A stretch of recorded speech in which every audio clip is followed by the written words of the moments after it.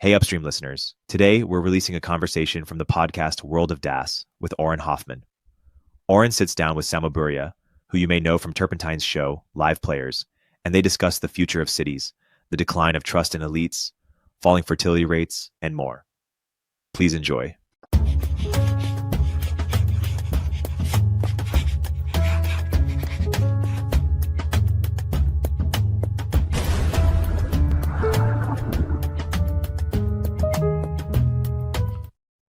Hello, data nerds. My guest today is Samo Burja. Samo is the founder and president of Bismarck Analysis, a research and consulting firm. He currently chairs the editorial board of Palladium magazine, and he's an all-around super intellectual. Samo, welcome to World of DaaS. Wonderful to be here. Now, one of the things you're kind of known for is this idea of this great founder theory where kind of a small number of really extraordinary people, great founders, are kind of responsible for driving civilization forward. Can you break down that theory a bit for us? Mm-hmm. It is very close to a whole family of theories of history that is sometimes called great man history, right? This approach, I think, has been sort of unfairly disregarded by academics in the last 100 years. Where they kind of look, sometimes people say, well, this would have happened anyway. If Lenin wasn't around, it still would have happened. If Napoleon wasn't around, it still would have happened. If Hitler wasn't, like, they kind of go through all these different things. All of these reasons, right? And partially the strongest reason that they sort of have against this approach is the argument that the individuals themselves are a product of their times, which in a strict sense is true. But it doesn't mean you can predict anything concrete about the individuals. The individuals are too stochastic, right? And there's nothing deterministic about it. Like, you have many, many people who say grow up in very similar circumstances, and you will only have a few individuals that stand out. There's no way to predict what those individuals are going to be like just from the society that they came from. And I think that's a stronger and harder to defeat argument than the counterfactual, because the counterfactual, it's just too ridiculous. If you look at the life of Napoleon, it's sort of like when he escapes the prison on the island of Elba and the French government falls and he's restored again to power. I guarantee, it is so implausible that the government of France would have fallen. And it's so implausible it would have had a war again with the British and so on. Now, of course, Napoleon lost that. That return was a 100 days in power. It was a temporary return, but it still shows how pliable history still was to his agency and his influence on it. But here I will also point out how great founder theory, and there's a manuscript online that I released years and years ago. The audience can read if they're curious. It differs from some of the great man theories, right? Because I think a lot of the great man theories posit that amazing and tremendous events in the world are sort of initiated or driven by the exceptional individuals. And while I think that is true, the counter argument of this long-term trends, like things like economic growth, rule of law, etc., religion, all of those forces, they're these almost like glacial forces that sort of transform the landscape. So maybe while you make a big splash, 50 or 100 years later, your effect is washed out. Now, in great founder theory, I propose that these forces actually have a human origin too. I think that great founders create these exceptional institutions that come to shape our history. So this means that perhaps, it's not just the conquering general that's interesting. Even more interesting is perhaps the general that reforms how the command structure of a military changes the model of the military, right? Perhaps has something like, what we today think of as the modern officer system, or perhaps changes how conscription is done. Or perhaps, you have people who create new states, who create America's founding fathers, or Charlemagne taking what's basically still a tribal coalition and forging something we could recognize as feudalism that then defined medieval European civilization for 600 years. But it can also be, the prophets of history, right? If you take a Bismarck or somebody, so in some ways, like Germany was already kind of on the rise when he was there, but like maybe wouldn't have unified. Maybe there's an alternative history where it wasn't. Like how much of Germany's rise was inevitable versus how much was driven by like this very obviously clearly capable person, Bismarck. Well, let's break it down. All of the key challenges of, if we look at specifically Bismarck, at his career, Otto von Bismarck, I think that it is plausible that Prussia would not have actually succeeded in unifying Germany on exactly the same timescale, or would have done so in a more decentralized way. Engineering for the French to be baited into a war that they lose, that resulted in a much more centralized Germany than what would have happened otherwise. So he needed to bait. Was it 1871 or somewhere around that? He needed to bait France to Napoleon, attack. specifically Napoleon III, right? Right. Who also sort of, was perhaps a genius politician, but was not, a genius military commander or a strategist like Napoleon I was. So really, it was a situation where France couldn't help but intervene. Now, I think that it's possible to try to carry out such a strategy where it completely fails. Had you failed to get the coalition forces prior to the war of all the German states on your side, if, say, some of the German states went with France, and if enough of them went with France, you'd basically be engaged in a hostile occupation of these countries. Could they have aligned with others? Could have broken up and they've aligned with it. You could see a lot of different alignments potentially that could have happened, right?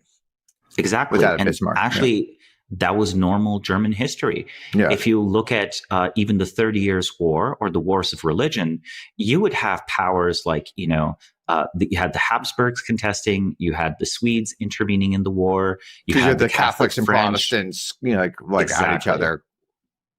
Exactly. Like whenever you have an area that has many small states, the default isn't that they all band together and they go fight an external foe. That's kind of the exception in world history. What normally happens is that the local conflicts are, inflamed or used by external powers, and they're divided against themselves. Right? Now, how do you, when we look at the founding of the U.S., there's these extraordinary people, some of which I think, if they didn't exist, the U.S. would still be amazing today as a true country. Yes. But some of which, maybe they put it on the trajectory. And it's so hard to know, did Washington put it on the trajectory because he stepped down and he wasn't a dictator and he modeled the right way to be a president? But then, was Jefferson, while he's brilliant, was he really necessary? I don't know, or Hamilton, was he really necessary? So I'd love to get your thoughts on, what's the alternative history if a few of them didn't exist? Would we still have the America we know today, or do we need a whole lot of them not to exist for not to have the America not today? Well, each of them is almost a great example of how a country can have, how an individual can have a long-term legacy in the country. So let's look at Alexander Hamilton. I think without Alexander Hamilton, America's basically running an industrial policy. It would be more agrarian, right? It will be much more agrarian. Concrete views on trade, concrete views on banking, financing of ventures, but also, and this is the funny part, which, I think some of my American friends don't know, today we think of China as stealing a lot of Western IP. Well, the U.S. was stealing a lot of British IP. Yeah, certainly. Throughout the 1800s, it was quite good at that, yes. Exactly, because Britain was ahead technologically, right? Yeah. That's important to know. The colonies were ahead in some spaces, maybe they had better guns than the British, but really when it came to the industrialization, there was one country in the world that had the IP, and that country was Britain. And all the other countries the United States, Germany, Belgium, they were all trying to steal as best as they could the IP and rebuild the industry there. So without Alexander Hamilton, a much slower industrialization. Now, it still happens. New York is kind of already on this trajectory of becoming a rapidly growing city, being a center of capital, being a gateway to the Great Lakes region. The geography of the Great Lakes region is beautiful. There's these vast coal reserves, Appalachia. There's immense mineral wealth. There's cheap labor. It's all set up for industrialization. But for example, if the US is slower to industrialize, might the Civil War last longer before the north wins, for example, right? I don't think you can rig it without just Hamilton. I don't think you get a situation where like the south wins or anything crazy like that. But can you have a longer war? Oh, yes. And if we assume that, say, Benjamin Franklin... Well, by the way, they don't have to win. They could, at some point, like, if the war was 4 years longer, like, people would have... they already had riots in New York. You already had all these other things going on during the Civil War where people didn't want to go to die there. You could see an uprising just saying, like, okay, just let the South have their... Like, who cares? Like, they'll have their own country. We'll have ours. Ours is better. But, like, we don't need to go fight with them, right? You could have seen that scenario if the war went on a little longer. Of course. And here's another funny one about New York. There were pamphleteers arguing that actually New York should declare independence from the Union and just be neutral in the Union versus South conflict. So it would be immensely successful as a city-state, Yeah. Manhattan is an island. It's not quite Venice, but it is an island. Yeah. So alternate history, independent New York. But for Alexander Hamilton specifically, undeniably, he accelerated American industrial, technical development. He, on the other hand, also accelerated the strength of the federal government. Yeah. So, all else equal, the country would have been more devolved and more, in the political sense of devolution, it would have been more decentralized, right? And then if you look at someone like Benjamin Franklin, I think there's a very subtle effect where the concept of an American genius sort of starts with Benjamin Franklin. The idea that there's an American polymath or an American inventor and so on. And what I like about Franklin, it was a worldwide phenomenon. He was not just known in the U.S. as the American genius, but all of a sudden it became known there are American geniuses. Like when he goes to France, which was like probably like the most, one of the most furthest along countries, they were like, oh, wow, he is a genius. Like when the French say someone's a genius, then they really think this person is a genius. They truly respected him. He was completely the right ambassador for France, like a great intellectual, also someone that was very good at flirting, someone who was very socially, he was exceptional at making friends, right? You can just read his writing, read his biographies. And I think that without his assistance, the diplomatic relations with France would be worse. That's very important, right? Yep. French support at various times and at other times, French neutrality was crucial for about at least the first 30 years of American history, not just their interventions during the Civil War. Not their interventions during the Revolutionary War, but also them being willing to lend support and being kind of a counterbalance still to the British in a variety of contexts. We'll continue our interview in a moment after a word from our sponsors. Even if you think it's a bit overhyped, AI is suddenly everywhere, from self-driving cars to molecular medicine to business efficiency. If it's not in your industry yet, it's coming fast. But AI needs a lot of speed and computing power. So how do you compete without costs spiraling out of control? Time to upgrade to the next generation of the cloud. Oracle Cloud Infrastructure, or OCI. OCI is a blazing fast and secure platform for your infrastructure, database, application development, plus all your AI and machine learning workloads. OCI costs 50% less for compute and 80% less for networking. So you're saving a pile of money. Thousands of businesses have already upgraded to OCI, including Vodafone, Thomson Reuters, and Suno AI. Right now, Oracle is offering to cut your current cloud bill in half if you move to OCI for new U.S. customers with minimum financial commitment. Offer ends March 31st. See if your company qualifies for this special offer at oracle.com/turpentine. That's oracle.com/turpentine.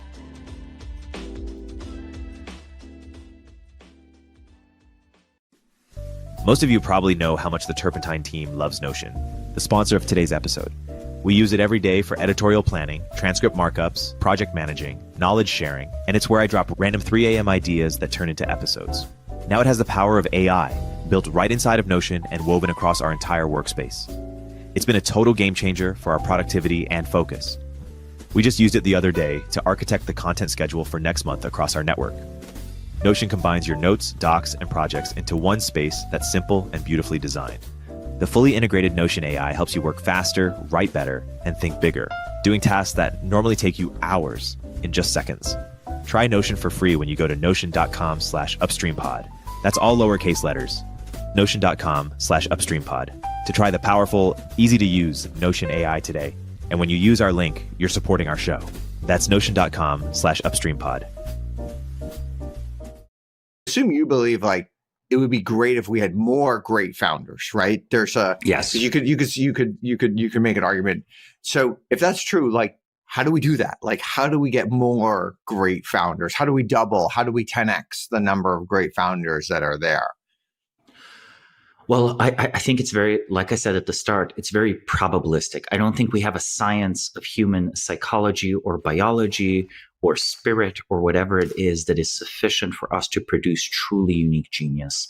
I even would go as far as to say that, if we dig up and clone, say, a von Neumann, who's a great scientist, right? We'll certainly get very good physicists. But I'm not completely convinced, unless you get the upbringing just right, that you would get this unique genius. After all, there are many, many smart people who do very little with their lives.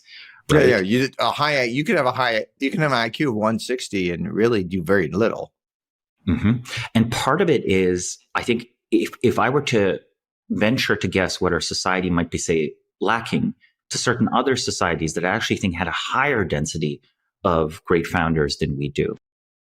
Now, to give examples, I'll give the example of the Roman republics, almost overflowing with exceptional individuals that like routinely reform armies, social systems, land redistribution, et cetera, legal institutions, new cities, and, produce, the Romans like routinely produce conquerors on the level of Alexander the Great. Okay. Like it's like Pompey Magnus and Julius Caesar and Crassus. These are like, if any of those individuals show up today, they're Elon Musk here immediately, right? Like, let's remember Crassus, for example, it's like he made his wealth, right? He was like a real estate mogul. Real estate mogul comes to be political big shot, runs a attempt to conquer Persia. Now he dies early in it, but if he didn't die, maybe he'd even succeed. So what did they have? They had a appreciation for ambition. They had an appreciation for this view that if you do something amazing in society, if you, in a way, even if you elevate yourself, but if you do a good enough job in the self-elevation, that it's not mere self-promotion, but it is great accomplishment, that you crave that glory, that society benefits. The Romans were like, oh, Caesar, of course, is full of himself, but Caesar is also for the people. Right? And they had this intuition that human greatness is excellent. And I think America used to have that, right? Early 20th century, you would still get a parade as a victorious general, right? And you would still get a parade for at least the NASA astronauts that landed on the moon. Like Neil Armstrong got a parade in New York. Yeah, John Glenn. Of course, it was exactly. Of course, it was like a big bureaucratic NASA behind it. But that was the man that risked their life, went to space. That's the man who the president would mourn in a speech. Do you ever read the unpublished Richard Nixon speech for if the astronauts died? No, I never read that. The moon? Oh, wow. Oh my gosh. It's worth reading, right? It's like now just there in the archives. And it's, it kind of has a grim determination. It's like, oh, these astronauts, they're like stuck on the moon. They're going to run out of oxygen in 72 hours. We can't do anything for them. We like salute their sacrifice. And like, they're going to be forever. Right, that was a real possibility. Yeah. Look, how in the world are you going to incentivize like risking your life in any way or even risking your fortune if there's not upside? Yeah. And I think in our society, as soon as someone who's prominent fails in any way, even a small way, we immediately attack them. We turn on them. And it's almost opposite though. I feel like when they fail, people kind of like almost celebrate them, but it's when they succeed is when they attack them in our society. Okay. That's an interesting take. Well, I think we're not comfortable with anyone being quote unquote too powerful or too wealthy. Yeah, that might have always been true, right? People are always been conspiring against people who are too wealthy and too powerful, but there was the sense that we needed it. Yes. Like in previous eras, the view was that, okay, we don't want too many people being too powerful, too successful, but our country really has these problems. We really need this individual to succeed. I think maybe we're getting a little bit of that back right now. It sort of feels that, let's say in the last 2 to 3 weeks, I think on the net, the country now sort of wants Elon to succeed. And they sort of wanted him to fail 2 months ago. Yeah. Now, succeeded what is a different question, right? Yes. Going to Mars, I think they would be way happier with him going to Mars now than if he was going to Mars under, say, a different administration or under a different cultural moment, right? Since this, I think, is not a narrow party issue. I think you can't actually vote your way to a great society, to an amazing society. But I think that we have to develop some sort of public counterbalance to the feelings of, I think, envy and spite and frustration. I feel like we do feel we're okay with like people in their lane. So it's like, I think people always love like Elon Musk, like building rockets and going to Mars. Like most, probably the 80% of Americans probably love that and hope that he gets fabulously wealthy from that. Or they love that Taylor Swift gets fabulously wealthy for singing songs, or just think of Patrick Mahomes being like just this incredible quarterback and getting fabulously wealthy because he entertains so many people. And so I think but sometimes Americans don't like when they like slightly change their lane. Like if all of a sudden Patrick Mahomes is going to be like a business mogul or senator or something, maybe like, whoa, you're a great quarterback. But, so they have this kind of like odder feeling for some reason. I don't know why, when somebody like slightly deviates from the narrative of who they are. Well, when Arnold Schwarzenegger went from bodybuilding to being an actor, people said he's no actor. He's just a muscle guy. When he became a politician, people finally said, well, he's an actor. He's no politician. Correct. So, yes. So at least they didn't, they acknowledged the achievement of being an actor after there was a third lane he crossed into. But I think the truth of it is that if you have people who are truly amazing, well, we mentioned Napoleon earlier. There's a math theorem named after Napoleon. I didn't know because that. he was just corresponding with Laplace, and I think the famous French mathematician, and he wanted to troll him a little bit and just sent him some fine math, sort of to demonstrate, in this metaphorical way. If I was not Alexander, maybe I'd be Diogenes. The classic encounter, when Alexander the Great meets Diogenes, and it's like, hey, I can do anything for you, and this philosopher in a barrel is like, well, move away from the sun, leave me. Stop throwing shade on me. And he says that, if I wasn't Alexander, I'd want to be Diogenes. And Diogenes is like, if I wasn't Diogenes, I'd want to be Alexander. So a lot of these people have in them the capacity for many different amazing lives. They're not insects. They're not super specialized. And I think that perhaps that you're correct. I think you're actually right in that very narrow accomplishment is okay with us. But the jumping to something else is something we have grown less comfortable with. Let's note, no one took Eisenhower's military record to be a reason that he shouldn't run for president, right? Great military achievement, followed by great political achievement. And, I think that people were sort of holding the businessman background against Donald Trump back in, let's say, 2016 when the campaign started. Now everyone thinks of him, of course, as a politician. Like that's what he is now in people's minds. But I think that there's something about it where the more you can do, the more you do, the more you can do. And I think this just never stops being true. I think it just keeps being true to very uncomfortable levels where we kind of have to face a very inegalitarian conclusion. We can't tell ourselves the story that, if only I trained as much as Mike Tyson, I would actually be Mike Tyson. Yeah. Like that's not true. If only I dedicated my life to music as much as Taylor Swift, I would be Taylor Swift. It's not true. I mean, you can be something else that's amazing, right? But in some ways, I think for a lot of these, it's like they have more drive. In some ways, it's freeing. Oh, I focused on the wrong thing. I spent so much time boxing, but I actually could be great in some other area. And maybe there's like a line that maybe everyone can be great if they just found their calling. But then that's probably also not true either, right? Now, how do you think think of these you talk a lot about these live players. Most of the world are these NPCs. These non-player characters that exist. For many, there might be some NPCs that have agency, and when they want to become live players, how does that work? Like, how does one move from one to the other?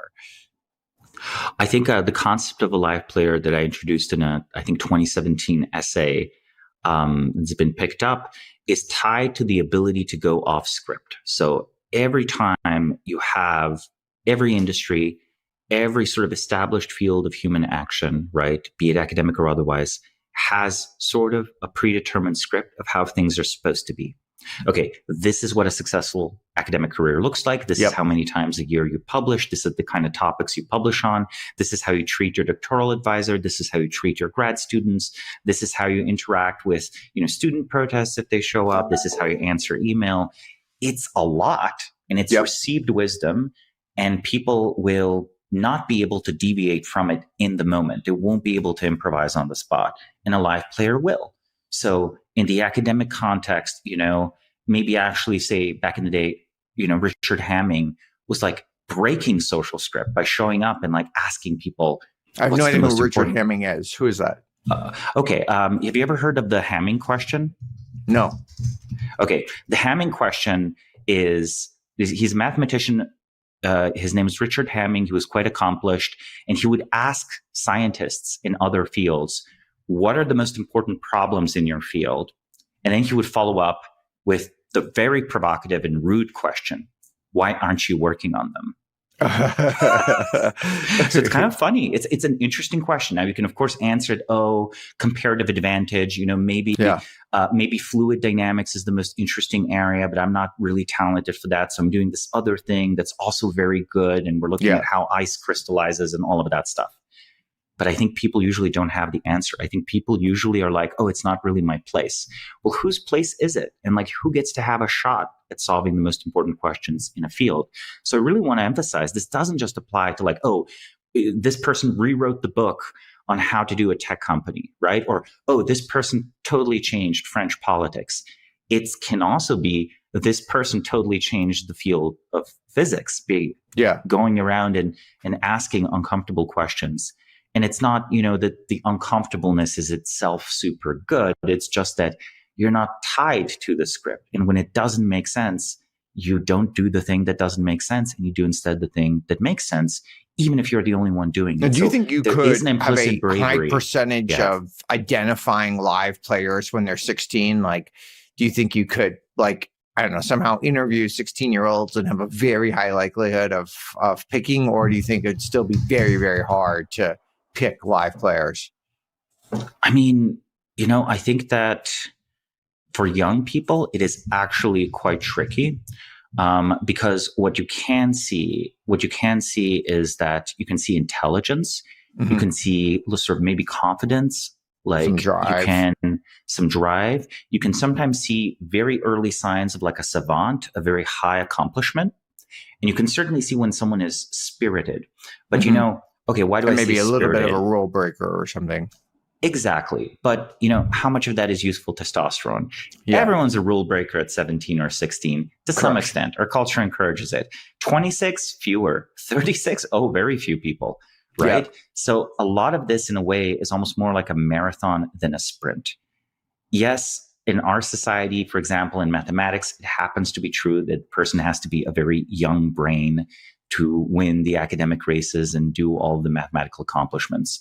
But even historically, that wasn't true. Like Gauss was producing world transforming math in his 50s. So I do have to ask whether it's actually true or whether we've just decided that only like people very early in their career can do math. And once they accomplish something exceptional, get a Fields Medal, they kind of lose the drive to do more, and no one expects them to do more, and they can retire.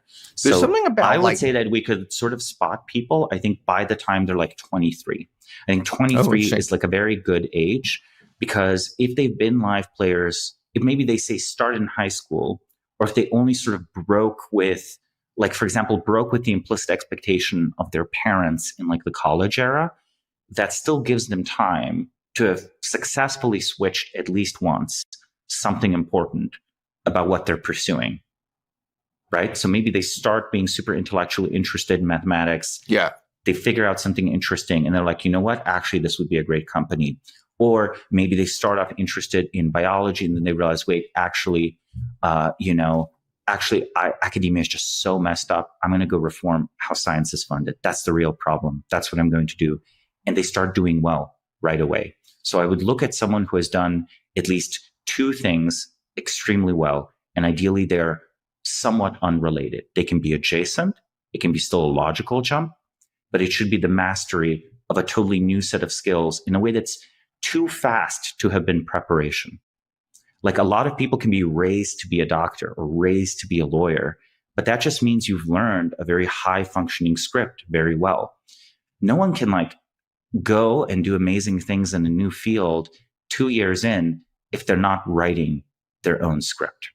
Now, I knew when back in the 90s, like in Internet 1.0, I happened to meet a lot of people who looked at the time a lot like Elon Musk did.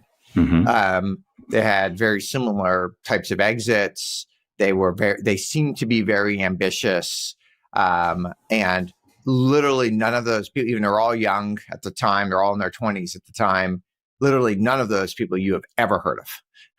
There's not one of those people who I knew back then who you have heard of today. They're all, they're still wealthy, but mostly they created a winery or something like that, and they kind of fell off the ambition path.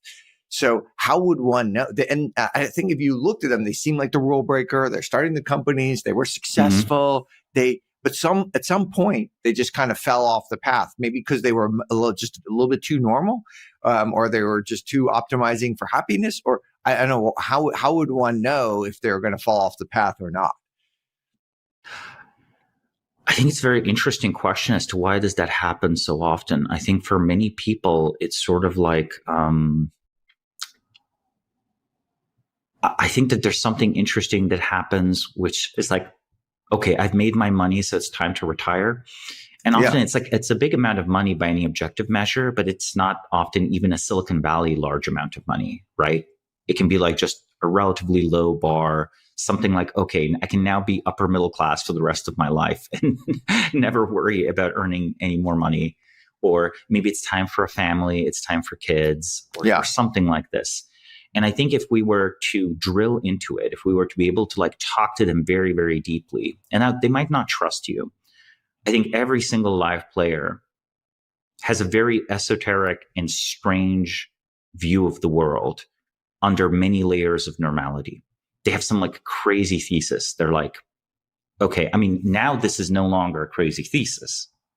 But 20 years ago, if someone shows up, it's like, the human era is about to end in 25 years. And we are like at the cusp of the singularity. Yeah, that was a way more interesting person to talk to than if someone shows up right now and says, we're 5 years away from the singularity. The end of the human era is near. It's a totally different filter, because I think this is when kind of almost a worldview or like a philosophical position, but it has to be an embodied philosophy, right? It has to be motivating, animating. That's why I often use this term of spirited. I mean, if you were superstitious, maybe you call it a possession or an obsession at the very least.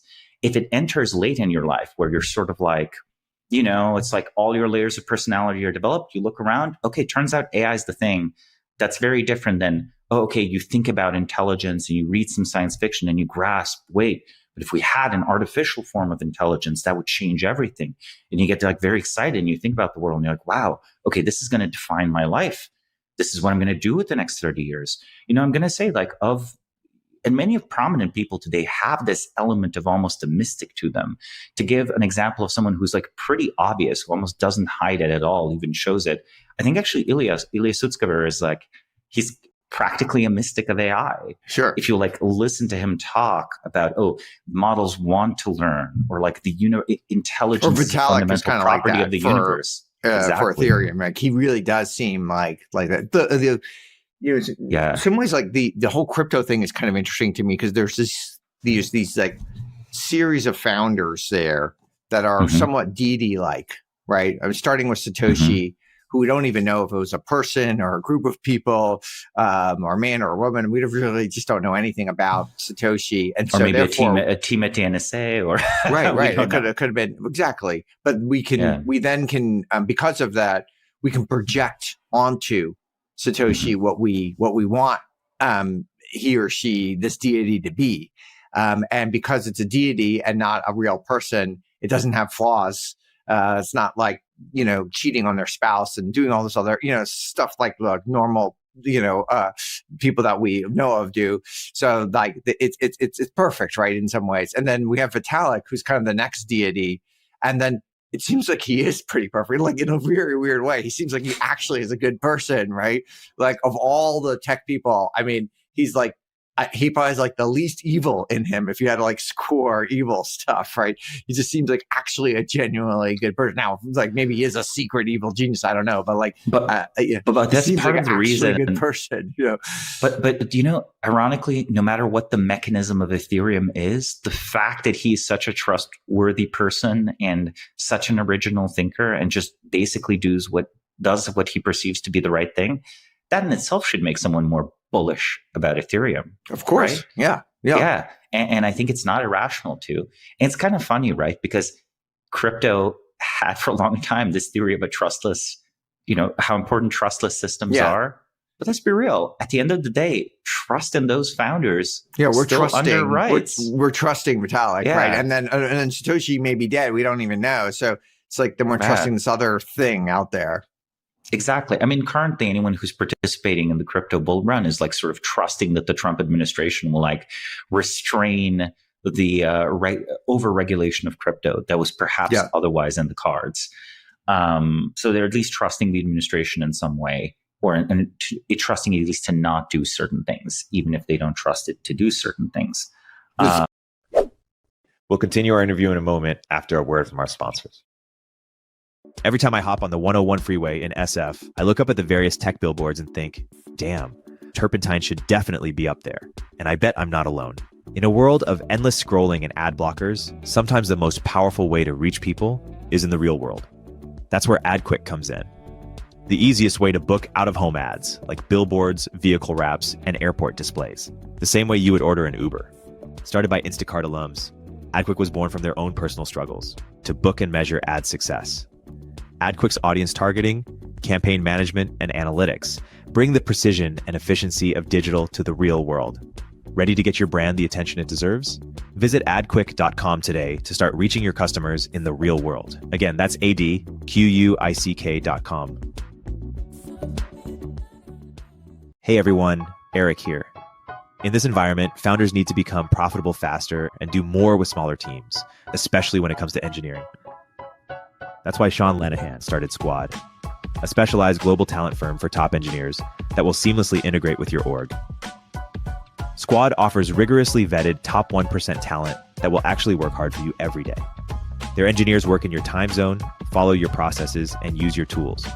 Squad has front-end engineers excelling in TypeScript, React, and Next.js ready to onboard to your team today. For backend, Squad engineers are experts at Node.js, Python, Java, and a range of other languages and frameworks. While it may cost more than the freelancer on Upwork billing you for 40 hours, but working only 2, Squad offers premium quality at a fraction of the typical cost, without the headache of assessing for skills and culture fit. Squad takes care of sourcing, legal compliance, and local HR for global talent. Increase your velocity without amping up burn. Visit choosesquad.com and mention turpentine to skip the waitlist.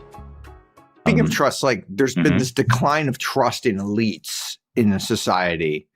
Are elites less good today than they have been in the past? Like, is that trust warranted?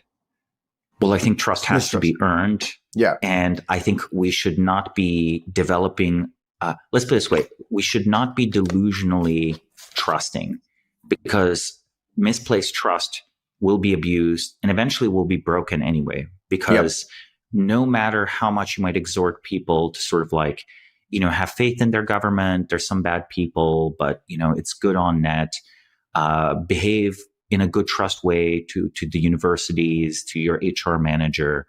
Like, it has positive externalities if you act that way.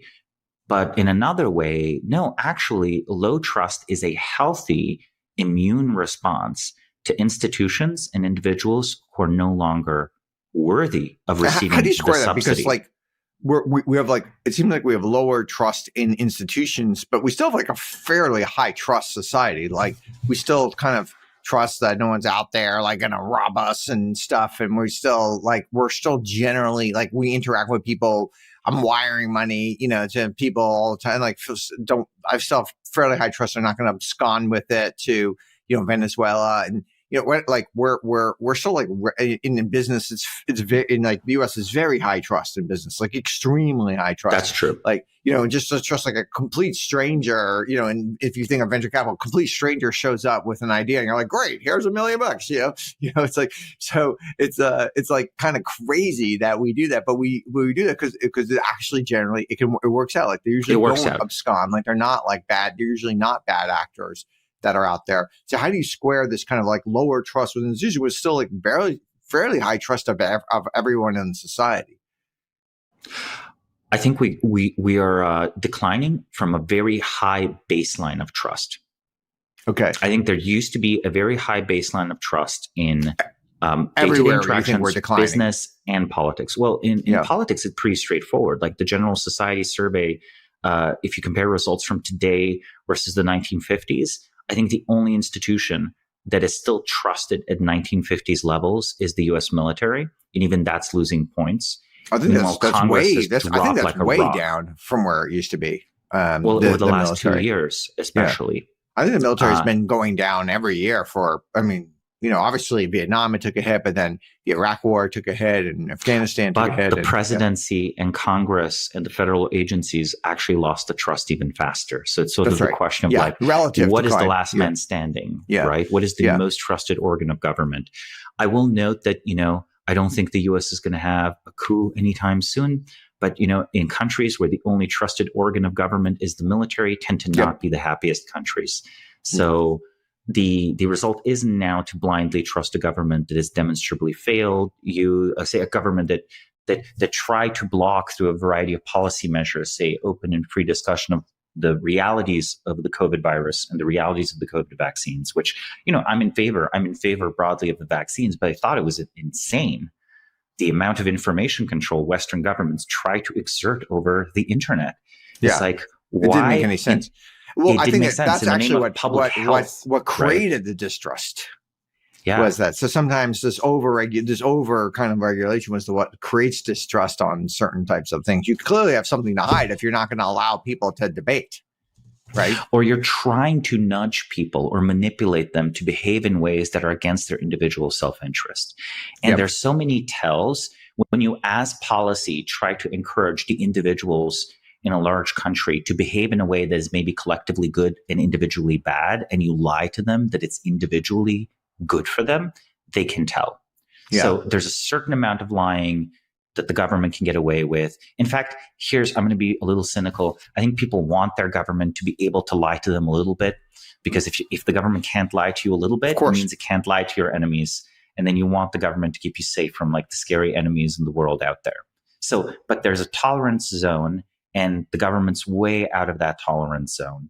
And the politicians, as individuals, people don't even trust that they're doing their work in government well. So it's not just trust of abstract systems. It's like trust in, okay, will this representative actually be a representative? Will they actually be more than just a social media personality? I think we're losing that because the class of politicians is worse. And we're losing trust in the bureaucracies because the bureaucracies are so broken compared to when they were built. I don't think we can get away with having a society with no bureaucracy, actually, by the way. I think bureaucracy is like markets, right? Bureaucracy is amazing. It's a great machine where you string together 50 people following rules, and together they almost do as good a job as a single genius would. And that's like very fortunate because, we have probably 50 or 500 or 5 million people per genius. So it's a really good trade-off. It's like we have so many millions of people. You can get 50 of them to do the job. Amazing, right? But over time, they become cancerous. They become out of date. People expand headcount. They find creative ways to reinterpret what the mission of the bureaucracy is. So on paper, it's achieving it. In actuality, it doesn't. All these normal effects. And this is truly added up. Now, you said that we still trust people. But, if I hear in San Francisco, if I go to a store, the shaving cream's locked up. Yeah. What's the point of an inconvenient convenience store? At that point, I truly shouldn't go out in the street. I should truly just order it on Amazon. Yeah. What you do, of course. Which I do more and more. But then that's a kind of a death spiral for the whole concept of a city. And at the end of the day, do I prefer living in let's call it universal LA, where I drive everywhere and I have everything delivered to my home and I never take a stroll down a street with some storefronts, and I never just like explore a physical world with lots of bustling people around. I don't like that. I actually like, I prefer us being able to use these physical spaces. I think Manhattan's great for the world. Big cities are great for the world. They make everyone more productive. They make everyone more social. They socialize them in a deep way. But no one actually like forms their opinion on everything on first principles. Like that would be impossible because it takes so long to go down the first principles rabbit hole. Like maybe people we know like pick like a few topics a year to go on first principles on and form their opinion of. But like, I don't even know I've never even gotten first principles of whether the world is round or not. Like I just kind of trust the quote unquote experts, whoever these people may be, that it is round. I don't know. I'm just kind of making like, I've never like gone down the rabbit hole of whether we faked the moon landing. I'm just kind of like trusting that we did it and that people like Neil Armstrong, as you said earlier, actually landed on the moon and then actually came back. But like, who knows? Like, I'm not like, so you can't go down on everything. You have to decide. And then of course, if you're trusting the experts, you're picking the experts you trust. So everyone is trusting some expert somewhere on something, right? They're going on the internet. It could be on the internet and they're looking at some YouTube influencer who's an expert on your health, and they might be trusting that person over the quote unquote medical establishment. But everyone is looking to an expert to trust on almost every single issue, and then rarely ever going on first principles on anything. So a lot of the decisions is just deciding which expert to trust. And hopefully that person went on the first principles on it. And we are going to trust that they did a good job doing that, right? Or is that kind of like in the end what we're doing? And so now it's not that we're trusting experts less. It's just we're trusting different experts. I think that's correct, because it's not like there's generalized skepticism. But for example, you might not trust the FDA, but you trust the bodybuilder Twitter account that you follow. Correct. When figuring out your diet and how to lose weight, right? You don't follow the food pyramid. And why pyramid. would you trust, it's like, because at some point you're like, the food pyramid has been wrong, right? Exactly. They had this idea of this food pyramid. Who knows how that, no one even knows. No one even knows how actually that even came up. Like, it's not even clear. So it's like, okay, well, they've been lying to me all this time. They don't maybe even know why they're lying to me. They may not even not know they're lying. So I'm going to find another expert who maybe is lying to me, but I don't know that they're lying to me yet. So I'm going to go to that person because, like, fool me once, shame on me. Fool me twice, fool me twice, shame on me. Sorry. Yeah. No, it's exactly the case. And I think it is, as you explained, it is impossible for us to rethink absolutely everything. It's just a question of whether we are capable of occasionally rethinking things. And that's actually very difficult, right? You are immediately very strange if you're like the first person to trust the anonymous dieting guy over the FDA's recommendation, or you're the first person that sort of like is like, I think I'm going to inject myself with this Ozempic stuff. I think it's pretty good, actually. I've read the papers. And everyone's like, what are you doing? Like, what? Well, there's safety in numbers too. So if you have enough friends or people you like who trust this person, then you're more likely to trust this expert in this one narrow thing, easier. Right? Yeah. And I think that there's perhaps, let's put it this way, as long as we have the mechanism in society to update eventually the legal recognition of who are the best available experts in our society, this is actually a pretty healthy process. Yeah. Because over time, people will, I think if given enough time, people will cohere and find the new experts. Now, whether these experts will be accredited, like will they be credentialed? Will they be recognized by the government or by big companies in their official decision-making? That's another problem. So I think there's like individual trust, like on that level, the whole internet has been slowly rerouting to new sources of trust, like new media platforms, new writers, new scientific authorities on all sorts of topics. Some of these are, of course, bad. They're like, medical misinformation is rife, both among so-called experts and among the contrarians. But on net, I think individuals will like find their way, but the laws will be the same. And then everyone will be like, well, I figured out my entire treatment plan online, and I figured out, you talk to everyone about what I need to do. Okay, the only thing I now have to do is go to an office with this person who's technically my doctor, and convince them to sign off on my internet assembled treatment plan. I'm like, why do you need that person in that office? How long are we going to do that? Like, because that's in a way a miscredentialing, right? The person might even be a great doctor. They just literally don't have time for you. And we need to open bureaucracies to accept the input of, hey, this person that's like, or this organization has come up with this treatment plan. Insurance company, this is just as valid as if a doctor did it, and there's no laws preventing you from reimbursing them, right? For example, if you even were to use insurance for that. But there's like a deeper problem here, because you can have a bureaucracy that's stupider than the sum of its parts, because sometimes the sum of its parts just know things that are inadmissible in the official record.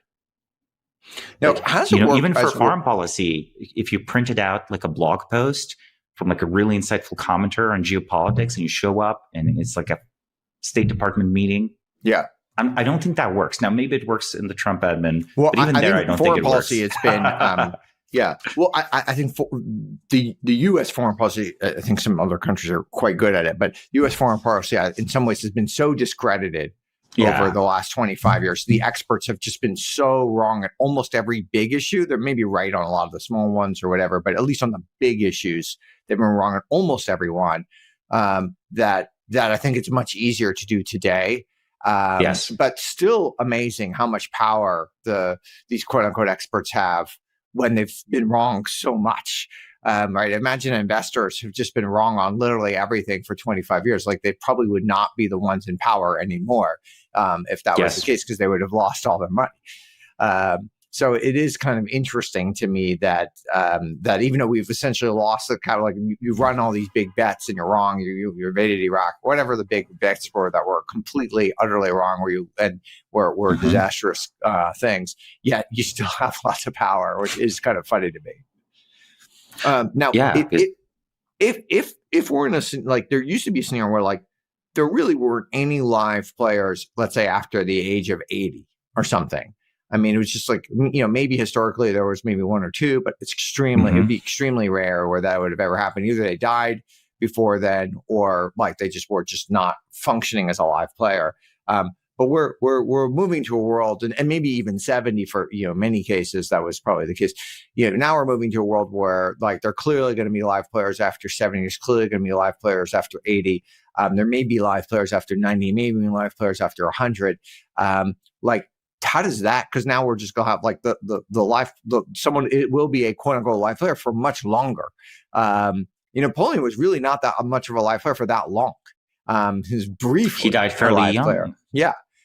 And so he's briefly a live player, and people are going to span a much longer life cycle of being a live player. Like, how does that change things?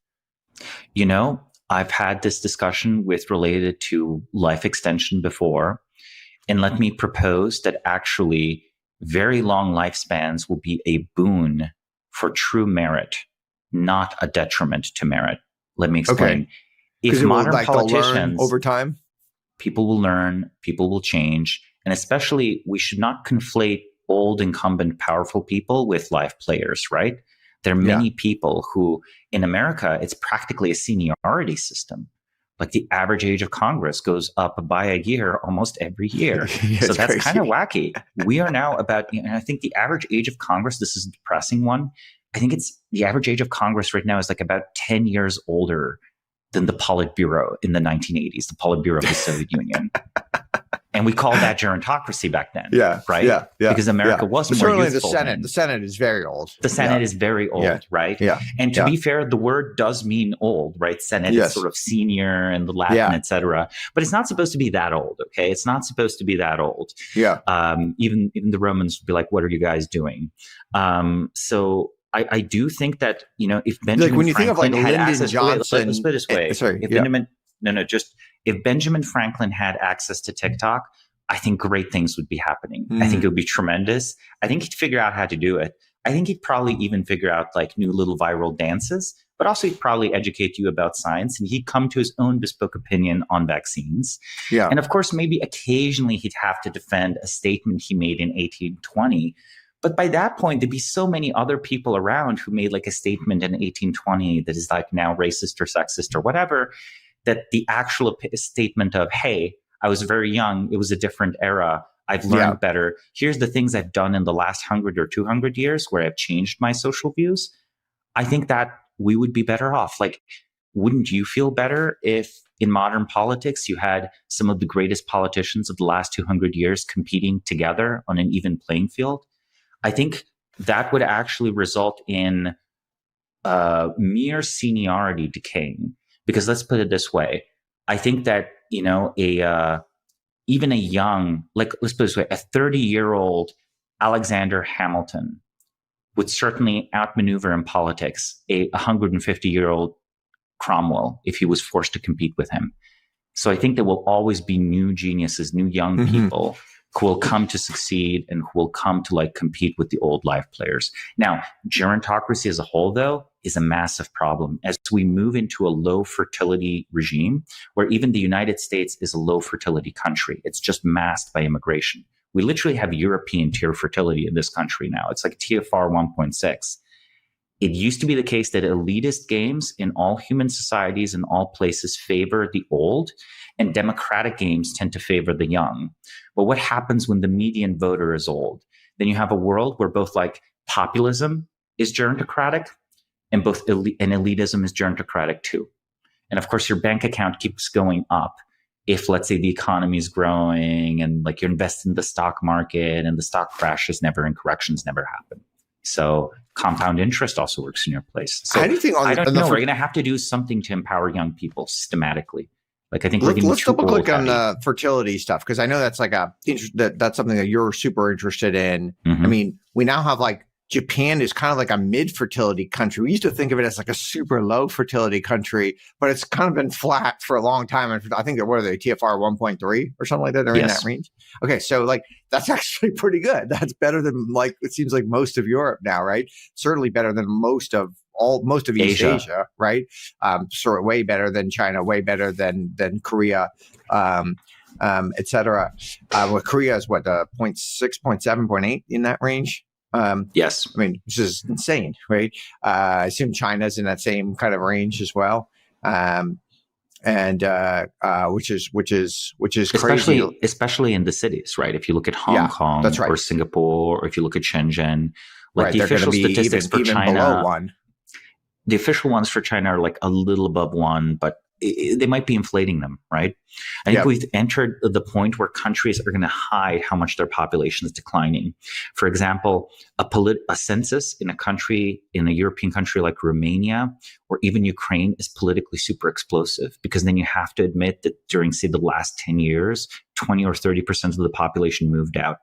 Right. And what does the census even mean? Because you might still be counting people that moved out. Don't live. Yeah. Don't live, maybe they're still voting there. Don't make babies. In the country. But they move to Poland, or they move to the UK, or they move some other place, or something like that. Like at least in the US, like people aren't leaving the US usually. It's pretty rare for someone to leave the US for another country.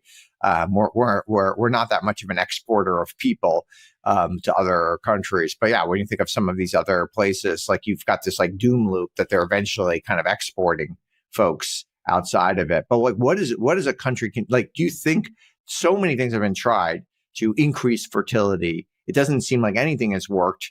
And it seems like fertility is going down everywhere. I think you had mentioned it's even going down in Iran, like massively. Yes. So yeah, it's not like religion solves it or something. People make a big stink like, okay, the only first world country that has relatively high fertility is Israel, but like, who knows why? Like, there's just like, it's such a unique and small country that it's hard to generalize that to anything. My dispiriting prediction for Israel is that Israel's fertility will come to decline as well. It's an outlier in that it's like perhaps a bit slower, but it's on the same trajectory. Yep. If we were talking 10 or 20 years ago, we would actually be talking about America as a high fertility country, right? Yep. And America as a very religious country. But if you today look again at the self-identified religiosity of teenagers and people in their early 20s, America and Europe have converged. America is actually, in the young generations, about as secular as Europe. and the fertility is, again, sort of comparable. So a lot of the time when something seems like an exception, it's sort of like the last data point that's like straggling before it joins this cluster that's all going the same way. In America, I have this theory that there's a certain expectation of how you want to live. And you know, back in the day, we maybe had okay with like cramped apartments and kids running around, but like we have a certain expectation. So if you're like not wealthy, well, it's hard to afford having more than 2 kids or something, right? And then if you are wealthy, then there's this whole other kind of weird loop in America, which is kind of somewhat unique to America, which is that the people are investing so much in their children. Everyone has multiple, if they have multiple kids, they're both on 2 crazy travel teams and they're traveling every weekend. So, well, if you have 2 parents, you can't even have more than 2 kids. It'd be like functionally almost impossible to be like on the travel team. You would need like this whole staff of people and stuff. And so it's like only billionaires now can have like lots of kids or something. So even if you have the space in the house to go do that, it still seems harder for people to go do. And then of course, a lot of them are paying for private school. So these costs kind of like go up pretty significantly over time. And I think certainly that's been true in Korea, where people are putting so much into their kids. They're spending so much time with their kids that in their case, I think it's even hard to have more than one, because they just spend so much time and their kids are going to so much tutoring and they're really investing so much in them. Do you think there's any truth to any of this? I think it is. But also is to say, the kids are not happy with it in Korea. Oh yeah, all this stuff is terrible school. For they kids. hate the test prep stuff. In Korea, for sure. Yeah, in Korea. Yeah, and I feel like American kids are pretty happy. Yeah. Well, I feel like America is. I think that the ideal of a happy childhood is more important in the United States than it is in Korea. So I think in both cases, you have a fertility reducing power here at work, with the parents basically competing with each other. In America, in a way, it's like you get your kids the most enriched childhood, even if it means you have like very few of them. And in Korea, it's like your kids will be well educated because it's good for them, and also means you're a good parent because you got your kids to become like a doctor, an engineer, and they went top of their class. They have a perfect score. It still is tugging on the same heartstring of like caring about children, just the view of what is good for children. It's like in the US, it's like, okay, maybe it's happiness, and in South Korea, maybe it's education. Though I would say even in the United States, I bet Americans overvalue formal education at this point. There are definitely kids in America who have a completely choreographed high school resume, all in the service of trying to get them into an Ivy League university. Yeah, of course. And they're all on the fencing team or something, or the sailing team to help them. A lot of them burn out. Yeah. After they get into the school, their parents are okay, go be happy. And they're like, I don't know myself. Yeah. I guess I'm going to be a consultant at McKinsey. I don't know. Maybe. That's what happened. They're all at McKinsey. What? No. Yeah. So that's kind of like something that destroys, not just to riff back on some of our previous topics. I think it can derail, or it's a detour in the life of a live player to be like shepherded excessively by parents, being given opportunities. Yes. Guidance, sure, it's useful. But I think that there's a way in which parents are way more responsible for what their children do now than they would have been 100 years ago. It's like you could literally, as a kid or a teenager, you could literally get a job and never talk to your parents again at 15. For example, if your dad was like a raging alcoholic, or if they had a religion you disagreed with. So even though in a way children are much more protected, maybe, and I don't want to see them working in coal mines. That's fine. But wouldn't it be interesting if it was more normal that a 15-year-old could like start a company if they want to? Or they can have a normal job if they want to. Yeah. Or they can be honestly, signing contracts. What's wrong with working in a coal mine? Like, go for it. Like, if you okay, yeah. I mean, we have we have now. You have the masks and so on, so you don't destroy your lungs, et cetera, et cetera. But I'm just saying, I understand the impulse behind banning child labor. But I think we've become such a rich society that it's like the hyper exploitation is not going to happen anymore. It's just going to be like mostly win-win situations. And I think the liberation of children is something that the United States could do more, where, for example, how many parents are now comfortable to have their children go for a 5-mile trip and back unsupervised? Almost none. And that was very normal. Correct. Even 70 years ago. Yeah. Even 20 years ago, it might have been when I was a kid, that was normal. Yeah. Yeah, exactly. So what the hell happened? Yeah. Yeah. And sorry, not even just 5 miles, let's say, even 1 mile trip, 1 mile trip, sure. People aren't happy with, yeah, right? but the 5-mile one's not arbitrary. Yeah. You've seen that sort of scope of shrinking. There's like this map online that shows over generations how the range of where people let their children go on the same town just kept shrinking generation after generation. Most parents I know won't even let their kids go outside their house, without knowing where they are, without unsupervised, or that's just extremely rare nowadays. And then of course, the only youth culture possible exists online. Yeah, because that is the only space where they can go on their own. Of course. And now you're even perhaps supposed to maximally monitor their online exposure, right? So it's sort of like the situation where we have put onto parents the task of making the world safe for their children, or rather keeping children safe from actual dangers, because there are actual dangers, to be real. But two things: our tolerance for danger has dropped so much that I think we are too into the safety. Yeah. Too into safety in all dimensions. It's like, let's put it this way. People might think you're a bad parent if your kid gets into an injury, but I'm going to be like super provocative and say, if you've had like 4 or 5 kids and none of your kids has ever broken a bone, you're also a bad parent. You've actually smothered them. You've actually made the world much too not safe. Just on the They're probably not been physically active. They usually are on the soccer field where they break their bones nowadays, right? Which is maybe fine. Sure, but that's better. That at least means you let them play a dangerous sport. Okay, there are people who won't even do that. Yeah, right. Yeah. Look. What part of people are now getting married later too, right? And now. I don't know really if they're getting married much later than they have been historically, because historically, I think people did get married, especially men got married very late.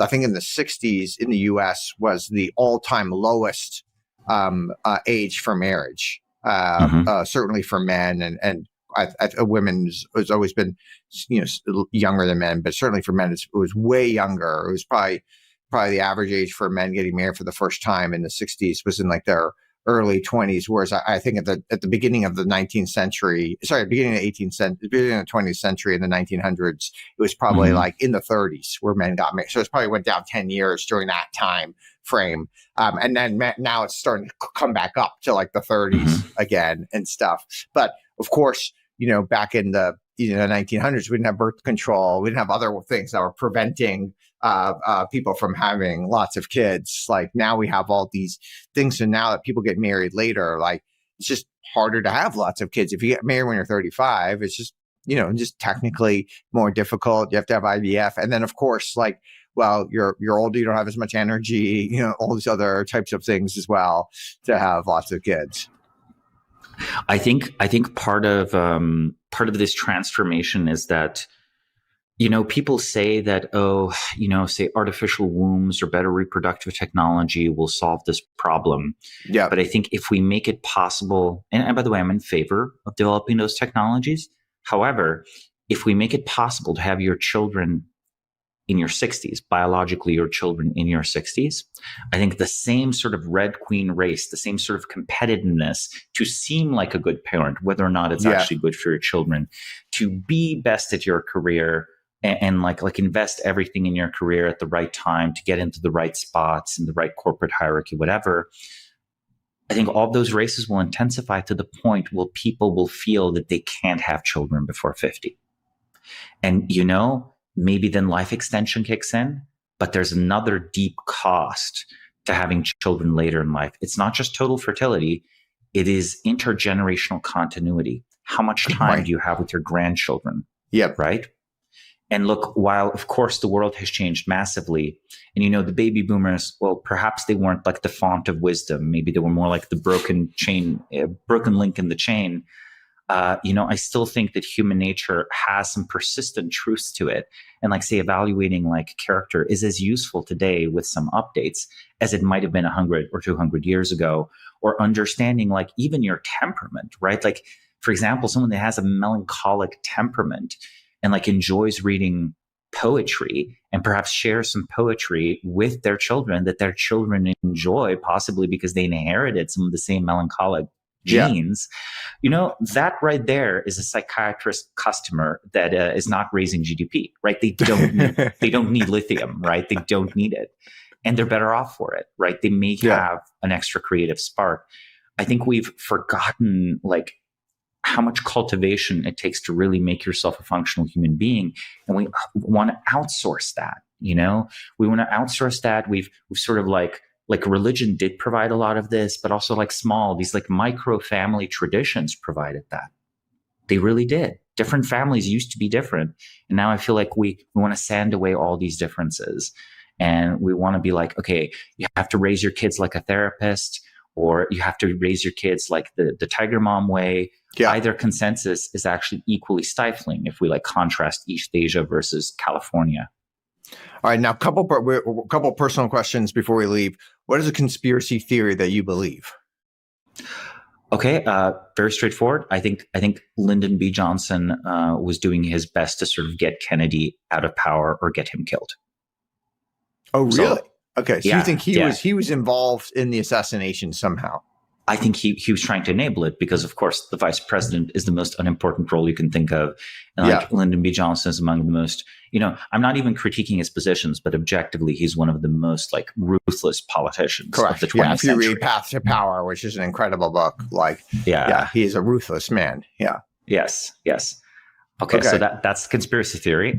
Okay, I like it. Okay. All right, that's awesome. I love it. Okay, and the last question we ask all of our guests, what conventional wisdom or advice do you think is generally bad advice? That's tricky, right? Because I could give many normal answers. The answers that are normal in our Silicon Valley, like contrarian set. Like if I were to say, oh, college is overrated, et cetera, right. Nowadays, that might be that's common wisdom. Yeah, it's conventional. So let's try to stay actually unconventional. And,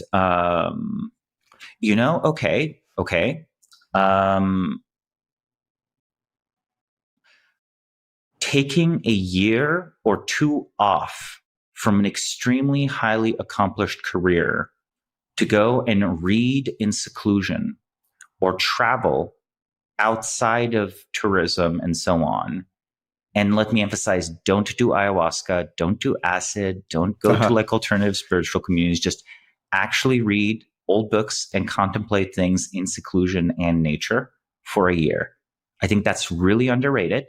People used to understand that's necessary, but there are modern examples. Year, kind of a year. Okay. Yeah, a year is to break all your habits. Yeah. And then you'll go back, you'll still have an amazing biography. Hopefully you're not in the position where your CV as written makes or breaks you, right? Like ideally you have a strong enough reputation that that's not a problem. But at the end of that year, if you're like a driven individual, you will have basically like remade your whole concept of the world. And if you look at people, often there are misfortunes that are encountered in professional life. Like there are companies that fail, there are political parties that lose elections. Sometimes, in case of, I mentioned Mike Tyson, he went to prison and he actually read a lot. Yeah. He actually read a lot there, right? Yeah. So the use of reading, like in a way, we are a post-literate civilization. So we're undervaluing reading. And we're undervaluing the reading of like a book as a full format, not fragments on your phone, not doom scrolling. So I would honestly say that, this concept, the Roman concept of otium, right? You could call it leisurely or free time, but it's almost this self-renewal. I think it's underrated. And I think many highly accomplished people. And how does one do that? I mean, for many people, they're still in, even if they have amazing exit, like they're integrated in society. They're still they still have parents they have to interact with. They may have children. They may have a spouse. They may have other friends that are relying on them. Like how does one like extricate themselves from society for a year? Well, I have no solution for a spouse that will not go with you to the ends of the earth. But to be fair, that's a very rare commodity in any era, in any time, in any place. Right. So, that's hard. Find that but person. For children, usually, if take them you're with well you. off, you can take them with you, and they're not going to have a bad year. They're really not going to have a bad year with you. They'll probably learn more. Yeah, exactly. And again, the extrication is so that you, after having been very deeply socialized in a very successful industry, you achieve distance from it before you do the next step. Yeah, or distance from your previous politics, like when Dominic Cummings was in British context, kicked out of politics, he said this in interviews. He just started reading a bunch again. Yeah. And of course he'll be back in politics. If I were to bet on an individual being prominent in British politics over the next 5 or 10 years, it's going to be him. For those who don't know, can he's Google a live him player. And his involvement in Brexit. Exactly. Yeah. But the breather, the chance to think, the chance to have.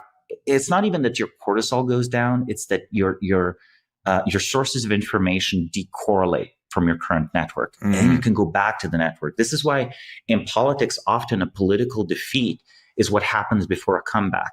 Yeah. It's not clear to me that Churchill would have done as good a job during, say, World War II had he not been basically a disgraced politician before that. Right? Because he advocated the disastrous Gallipoli campaign. He did a lot of writing. He even wrote some science fiction. People can find it. Every president in my lifetime before Trump lost a major election. Trump was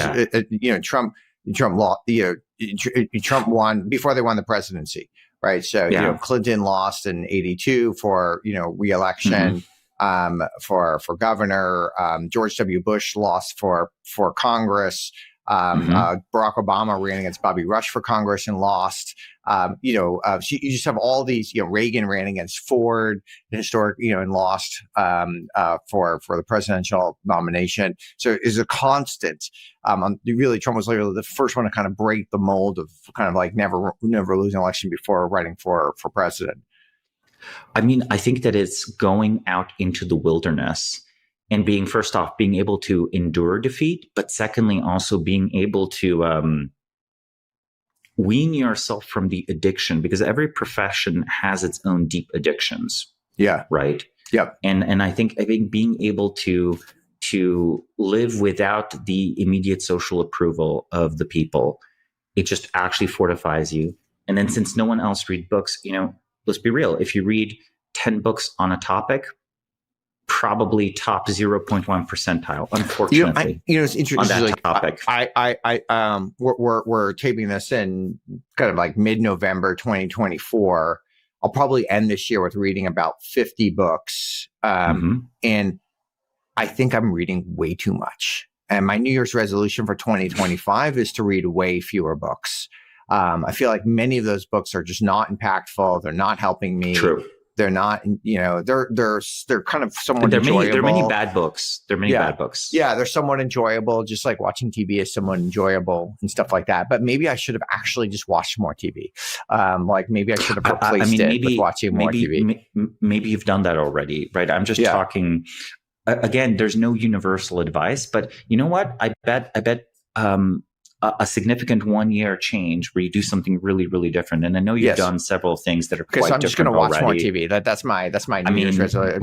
Honestly, I would read Auren film reviews. I would take your movie recommendations. Okay. All right. I like it. All right. Well, thank you, Samo Burja, for joining us on World of DaaS. I follow you at Samo Burja on X. I definitely encourage our listeners to engage with you there. This has been super wide-ranging and a ton of fun. So thank you very much. Thank you.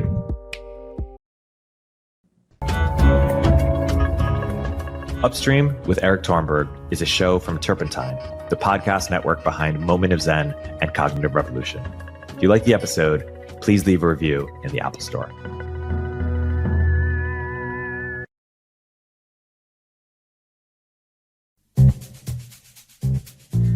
Hey everyone, Erik here.